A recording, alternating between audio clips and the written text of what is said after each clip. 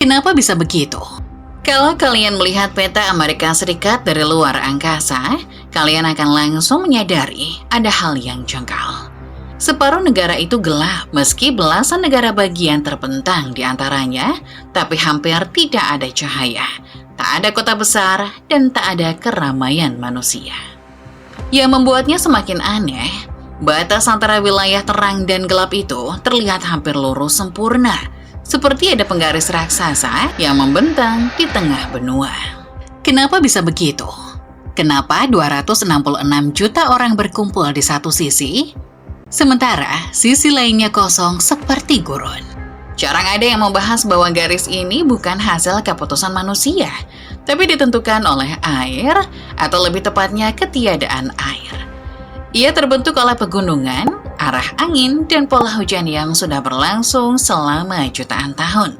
Dan semakin kita melihat lebih dekat, makin jelas bahwa garis ini sedang bergerak.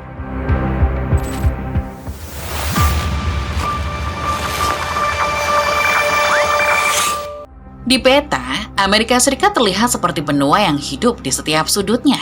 Cahaya kota memanjang dari Maine hingga Florida, dari Chicago hingga New York. Rapat, terang, dan tak pernah tidur. Tapi begitu kamu tarik satu garis lurus di tengah, dari Kanada hingga Texas, sesuatu yang aneh muncul. Sebuah ruang kosong raksasa yang membentang seperti luka panjang di tubuh benua. Ruang ini bukan gurun, bukan hutan angker, bukan pula wilayah terlarang. Ini adalah Great Plains, hamparan dataran yang luas, subur, dan secara teori bisa dihuni jutaan manusia. Tapi kenyataannya, manusia berhenti di tepinya.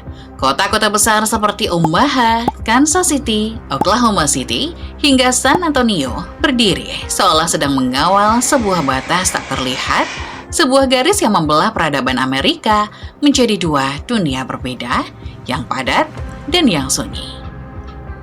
Dari timur garis ini, hidup lebih dari 80% penduduk Amerika. Dari baratnya, hanya sekitar 20% manusia mendiami wilayah yang luasnya lebih dari sepertiga benua.